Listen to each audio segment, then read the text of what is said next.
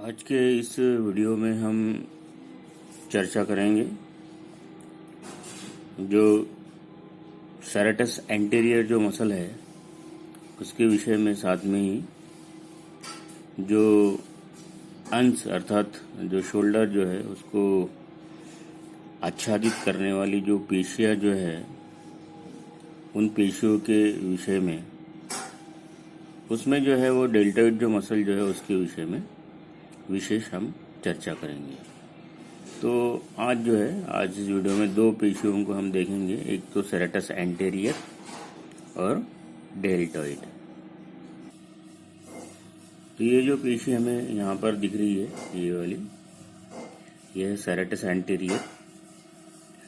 तो इस प्रकार से ये जो ऊपरी जो 8 जो परशुकाएं जो होती है, ऊपरी 8 परशुकाओं के बाह्य पृष्ठ से साथ में जो ऊर्ध्वधारा जो होती है उस क्षेत्र से ये पेशी प्रारंभ होती है।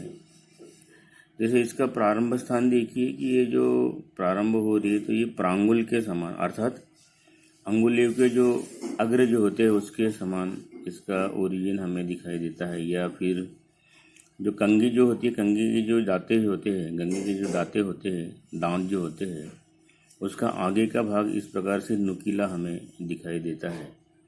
तो इस प्रकार से सेरेट के समान ये पेशी हमें दिखाई देती है, इसलिए इसे सेरेटस कहते हैं।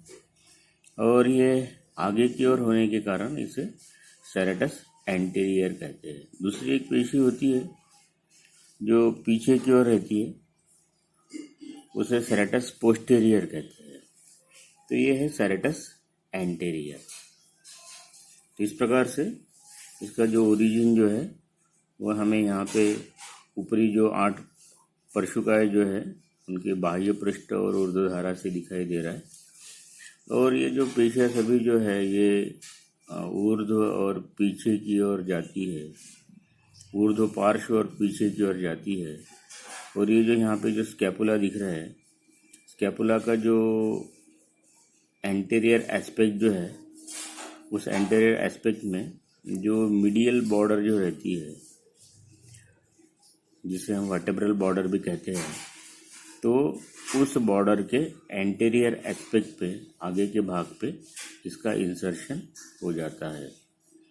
और ये जो इंफीरियर एंगल जो है, इस इंफीरियर एंगल के सामने एक ओवल शेप जो रचना होती है, वहाँ पर नीचे के 5 जो प्रांगुल जो है उसका निवेश होता है। 5 से 8 जो प्रांगुल जो रहते हैं उनका निवेश होता है। तो ये इस प्रकार से एक पतली पेशी होती है सेरेटस एंटीरियर। तो सेरेटस एंटीरियर यह एक पतली पेशी स्तर है जो प्रांगुल अर्थात कंघी के दांते के समान अग्र के भाग से जो है वह प्रारंभ होती है। इस पेशी का जो स्थान जो है वह है अंश फलक और 1 से 8 परशुकाओं के बीच में। इस प्रकार से अंश फलक अर्थात स्कैपुला और 1 से 8 जो परशुकाएं जो होती है, रिब जो होती है, इसके बीच में ये पेशी होती है। इसका जो ओरिजिन जो है 1 से 8 जो परशुकाएं जो है, पहले से 8 परशुकाओं में से जो है प्रांगुल के रूप में, डिजिट्स के रूप में ये ऊपरी 8 उपपरशुकाओं से प्रारंभ होती है।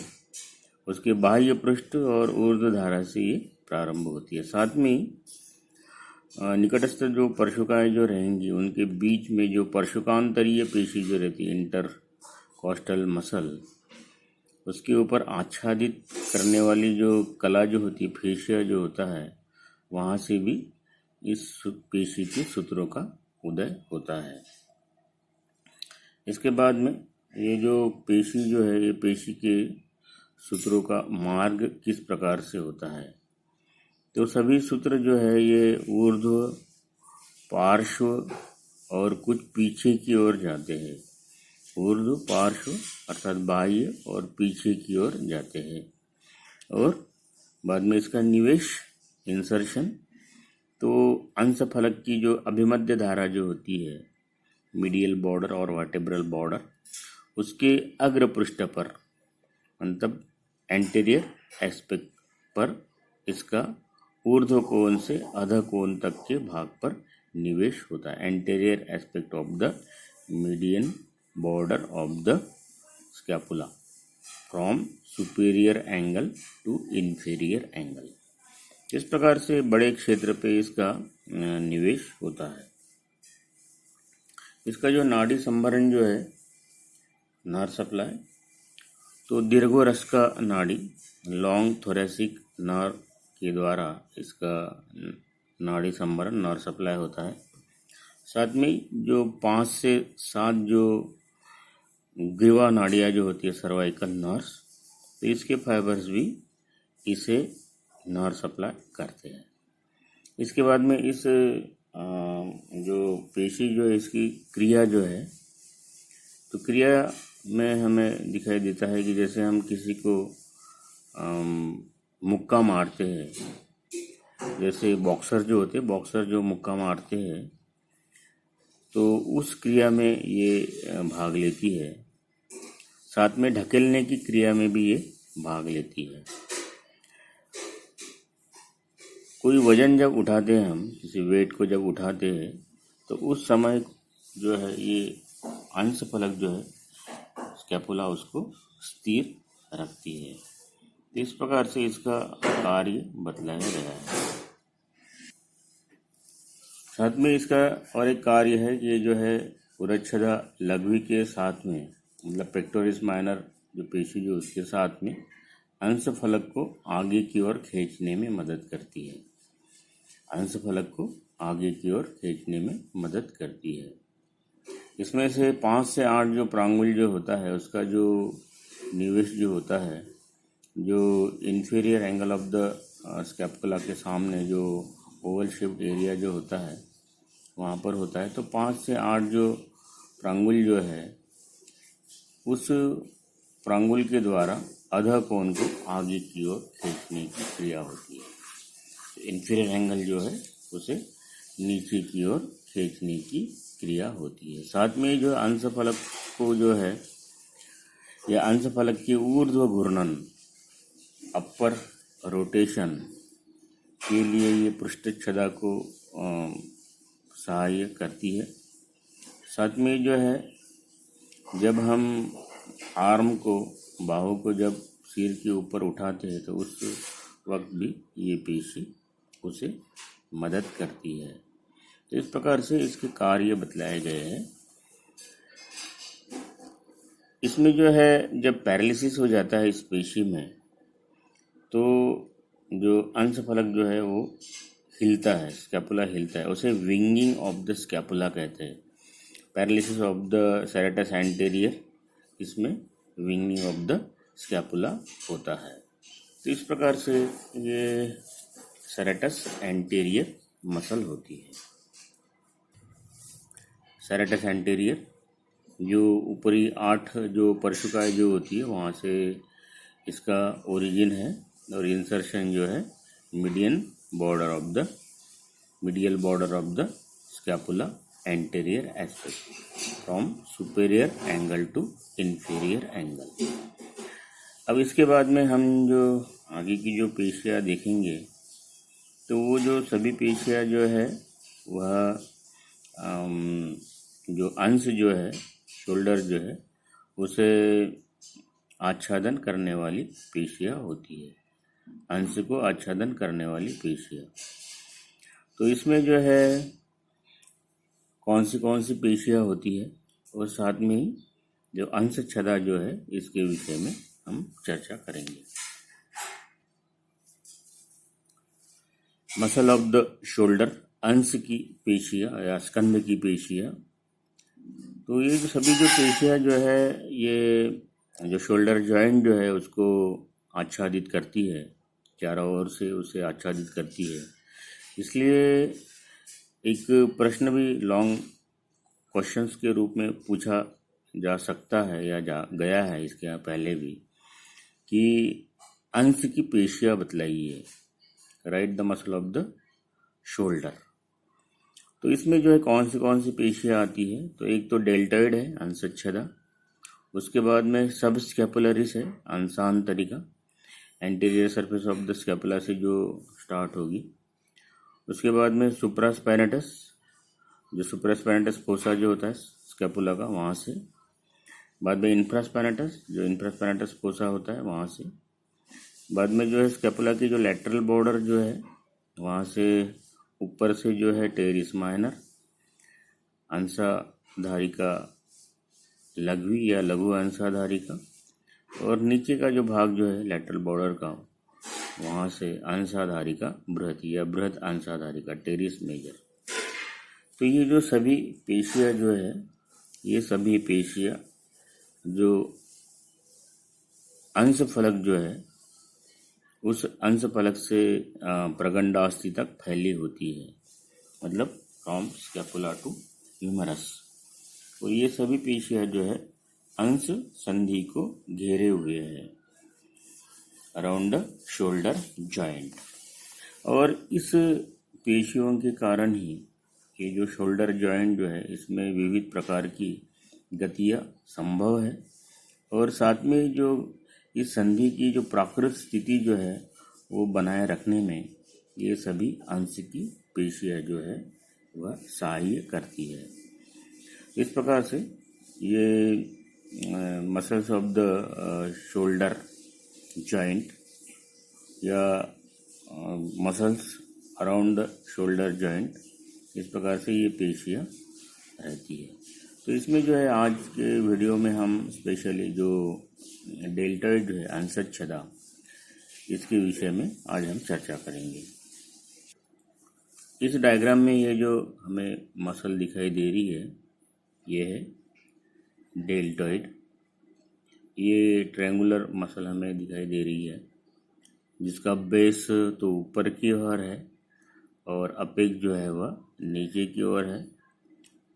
ये आगे की एंटीरियर बॉर्डर यहाँ पर रहेगी और पीछे की ओर ये स्कैपुला की तरफ से आ रही है ये पोस्टीरियर बॉर्डर। इस प्रकार से ये डेल्टॉइड मसल्स होती है जो हमारे शरीर में संख्या में 2 है, राइट एंड लेफ्ट। तो इस प्रकार से ये जो डेल्टॉइड जो है ये अंश को, शोल्डर को आच्छादित करती है, इसलिए इसे अंशच्छदा कहते हैं। अंशच्छदा डेल्टॉइड, अंश अर्थात जो स्कंध जो है शोल्डर, इसे आच्छादित करने वाली है, इसलिए इसे अंशच्छदा कहते हैं। इसका जो आकार जो होता है ये त्रिकोणाकृति होता है, ट्रायंगुलर, और एक जाड़ी और मोटी ऐसी ये पेशी है जो हमारे अंश को आच्छादित करती है। यदि हम इसका ओरिजिन देखते हैं तो जो क्लेविकल जो है अक्षकास्थि, उसके पार्श्व 1/3 भाग के अग्रधारा से anterior border of the lateral 1/3 of the clavicle, साथ ही जो ऊर्ध्व पृष्ठ जो होता है सुपेरियर सरफेस, वहाँ से भी इसका ओरिजिन होता है। मतलब जो लेटरल 1/3 ऑफ द क्लेविकल जो है उसके एंटीरियर बॉर्डर और सुपेरियर सरफेस से इसका ओरिजिन होता है। उसके बाद में जो अंशकूट जो एक्रोमियन जो स्कैपुला का भाग है, तो एक्रोमियन के पार्श्वधारा से लेटरल बॉर्डर तथा ऊर्ध्व पृष्ठ से भी इसका ओरिजिन होता है। उसके बाद में जो अंश प्राचीरक शिखा जो होती है, crest of the spine of the scapula, उसके अध ओष्ठ से अर्थात inferior lip of the crest of the spine of the scapula से इस पेशी के सूत्र का उदय होता है, ओरिजिन होता है। तो इस प्रकार से हमें यहाँ पर 3 स्थानों से सूत्र प्रारंभ होते हुए दिखाई दे रहे हैं। एक तो अक्षकास्थि से आगे की ओर, तो वो अग्र सूत्र हो जाते हैं एंटीरियर फाइबर्स। अंशकूट एक्रोमियन से वो मध्य सूत्र हो जाते हैं मिडल फाइबर्स, और अंश प्राचीरक शिखा अर्थात स्पाइन ऑफ द स्कैपुला से जो निकलने वाले जो सूत्र जो रहेंगे वो पश्चिम सूत्र। अब ये सूत्रों का मार्ग किस प्रकार से रहता है, तो जो अग्रसूत्र जो है, ये अग्रसूत्र क्लेविकल से प्रारंभ होने के बाद में अध और पश्चिम दिशा में जाते हैं, एंटेरो पोस्टीरियर, सॉरी, अध पश्चिमता जाते हैं, इन्फेरो पोस्टीरियरली जाते हैं, अध पश्चिमता, इन्फेरो पोस्टीरियरली। बाद में मध्य सूत्र जो होते हैं, जो अंशकूट से निकलते हैं, एक्रोमियन से निकलते हैं, वो सीधे नीचे की ओर जाते हैं, इन्फीरियरली। उसके बाद में जो पश्चिम जो सूत्र जो होते हैं, जो अंश प्राचीरक शिखा अर्थात crest of the spine of the scapula से निकलते हैं, वहाँ सूत्र जो है अध अग्रता, इन्फेरो एंटेरियरली जाते हैं। इस प्रकार से इन सूत्रों का मार्ग होता है। बाद में ये सभी सूत्र जो मिलकर जो है एक कंडरा का निर्माण करते हैं।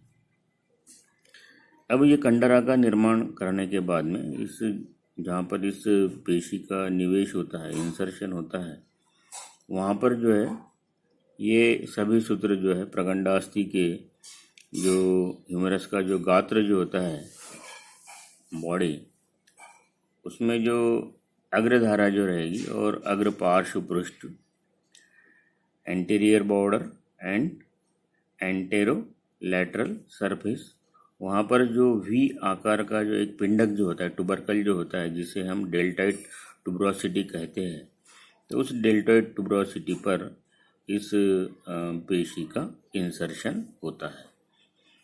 हमें वो जब पढ़ते हैं तो वहाँ पे एक वी आकार का टुबरकल ह्यूमरस की बॉडी में या जो शाफ्ट जो है, शाफ्ट में दिखाई देता है।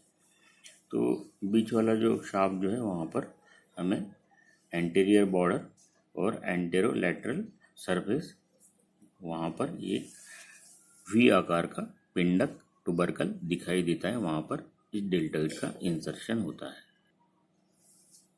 अब इस पेशी के कार्य जो है, तो एक्रोमियन से जो सूत्र निकलते हैं, जो मध्य सूत्र होते हैं, वह प्रगंड का बहिर्नयन करते हैं, मतलब ऊपर उठाने में, अंश संधि या प्रगंड को ऊपर उठाने में मदद करते हैं, एब्डक्शन।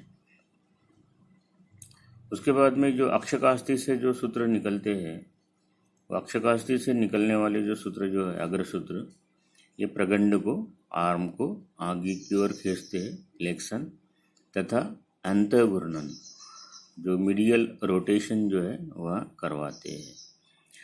अंश प्राचीरक शिखा से निकलने वाले जो सूत्र जो है, स्पाइन ऑफ द स्कैपुला से निकलने वाले सूत्र जो पश्चिम सूत्र, ये प्रगंड को पीछे की ओर खींचते हैं, साथ ही बहिर्घूर्णन, लैटरल रोटेशन में भाग लेते हैं, एक्सटेंशन एंड लैटरल रोटेशन। तो इस प्रकार से एब्डक्शन,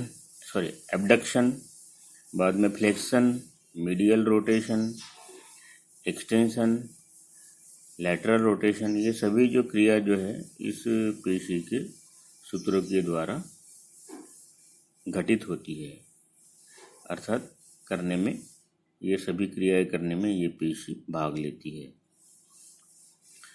हमने पहले बताया कि ये जो पेशी जो है ये अंश अर्थात कंधे को या अंश संधि को आच्छादित करने वाली होने के कारण इसे अंशच्छदा, डेल्टॉइड कहते हैं। ये त्रिकोण के आकार के होने के कारण इसे डेल्टॉइड कहते हैं, डेल्टॉइड। इसके बाद में इसका यदि हम विशेष उपयोग यदि हम पेशी का देखते हैं, तो हम देखते हैं कि बीसीजी वैक्सीन जो होती है, BCG, bacillus comet and Guerin, ये जो वैक्सीन जो होती है, ये वैक्सीन को इस डेल्टॉइड के ऊपर ही दिया जाता है। साथ में जो है जो इंट्रामस्कुलर इंजेक्शन जो है वह भी इस डेल्टॉइड में देते हैं। बहुत सारे तो ट्राइसेप में देते हैं, मगर कुछ लोग जो है ये डेल्टॉइड में भी इंजेक्शन देते हैं। तो इस प्रकार से ये एक महत्वपूर्ण पेशी है जो एग्जाम में पूछी जाती है, डेल्टॉइड मसल।